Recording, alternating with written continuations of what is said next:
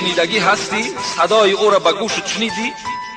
گفت نه نشنیدم. گفت آیا خدای تو گو یگان بوی دارد؟ بوی.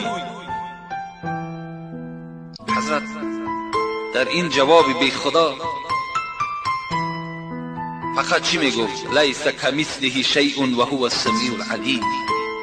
این خدای من مانند ندارد،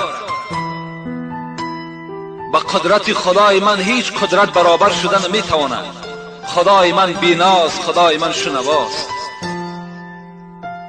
این بی خدا چی گفت؟ بادام خدای را که ندیده باشی، از خدایی که تو هیچ صحبتی شنیده نباشی، از خدایی که بوی به تو نرسیده باشد، از خدایی که دست در وی نرسانده باشی، پس چگونه تو بر من اثبات میکنی که خدای تو وجود دارد؟ اثبات کن کنی همون خدا.